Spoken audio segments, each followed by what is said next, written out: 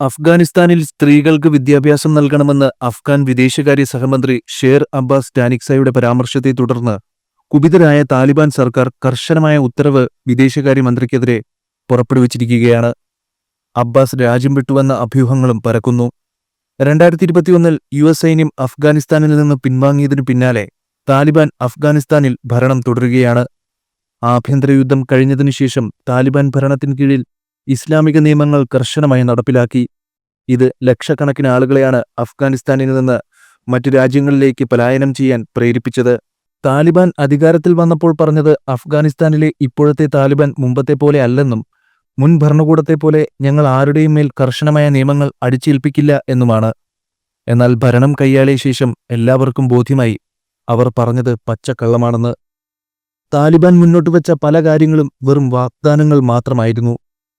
കാരണം താലിബാൻ അഫ്ഗാനിസ്ഥാനിൽ അധികാരമേറ്റയുടൻ സ്ത്രീകൾക്കെതിരെ കടുത്ത നിയന്ത്രണങ്ങളായിരുന്നു ഏർപ്പെടുത്തിയത്.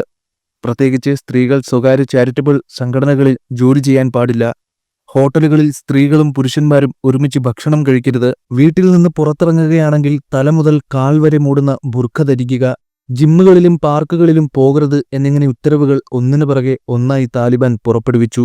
കൂടാതെ 6ാം ക്ലാസ്സിനപ്പുറം സ്ത്രീകൾ വിദ്യാഭ്യാസം തുടരുന്നത് അഫ്ഗാൻ കർശനമായി വിലക്കി. 2024 സെപ്റ്റംബറിൽ സ്ത്രീകൾക്ക് നൽകി വന്നിരുന്ന മെഡിക്കൽ പരിശീലനവും കോഴ്സുകളും അഫ്ഗാൻ സർക്കാർ റദ്ദാക്കി. വിവിധ രാജ്യങ്ങൾ ഇതിനെതിരെ വലിയ രീതിയിലുള്ള എതിർപ്പ് പ്രകടിപ്പിച്ചിരുന്നു. എന്നാൽ താലിബാൻ ഇതൊന്നും വകവയ്ക്കാതെ തങ്ങളുടെ വിചിത്രമായ നിയമസംവിധാനം നടപ്പിലാക്കിക്കൊണ്ടേയിരിക്കുകയാണ്. ജനുവരി 20 മുതിർന്ന താലിബാൻ നേതാക്കളിൽ ഒരാളും രാജ്യത്തിന്റെ അഫ്ഗാൻ പാക് അതിർത്തിയിൽ സ്ഥിതി ചെയ്യുന്ന കോസ്റ്റ് പ്രവിശ്യയിൽ നടന്ന ബിരുദാനന്ദ ചടങ്ങിൽ പങ്കെടുക്കുമ്പോഴാണ് കേന്ദ്ര വിദേശകാര്യ സഹമന്ത്രിയായ ഷേർ അബ്ബാസ് ടാനിക്സായി സ്ത്രീകൾക്ക് വിദ്യാഭ്യാസം നിഷേധിക്കുന്നതിനെ വിമർശിച്ചുകൊണ്ട് സംസാരിച്ചത്. രാജ്യത്തെ സ്ത്രീകൾക്ക് വിദ്യാഭ്യാസം നിഷേധിക്കപ്പെടുന്നുവെന്നാണ് അദ്ദേഹം പറഞ്ഞത്. സ്ത്രീകൾ ഉന്നത വിദ്യാഭ്യാസം നേടുന്നതിൽ നിന്ന് വിലക്കപ്പെട്ടിരിക്കുന്നു.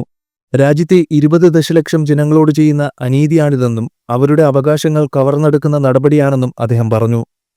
പ്രവാചകൻ മുഹമ്മദ് നബിയുടെ കാലത്തുപോലും വിദ്യാഭ്യാസത്തിന്റെ വാതിലുകൾ പുരുഷന്മാർക്കും സ്ത്രീകൾക്കും ഒരുപോലെ തുറന്നിരുന്നുവെന്നും അദ്ദേഹം കൂട്ടിച്ചേർത്തു.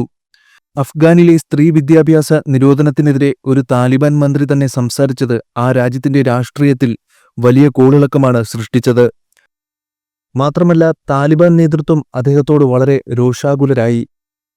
താലിബാൻ പരമോന്നത നേതാവ് ഹിബത്തുള്ള അഖുദ്സാദ ഷേർ അബ്ബാസ് ടാനിക്സായെ അറസ്റ്റ് ചെയ്യാൻ ഉത്തരവിട്ടു. അദ്ദേഹത്തിന്റെ യാത്ര നിരോധിക്കാനുള്ള ഉത്തരവും പുറപ്പെടുവിച്ചിട്ടുണ്ടെന്ന് ഗാർഡിയൻ വാർത്താ ഏജൻസി റിപ്പോർട്ട് ചെയ്തു. ഇതിൽ ഭയന്ന മന്ത്രി ഷേർ അബ്ബാസ് ടാനിക്സായി ദുബായിലേക്ക് പലായനം ചെയ്തതായും റിപ്പോർട്ടുണ്ട്.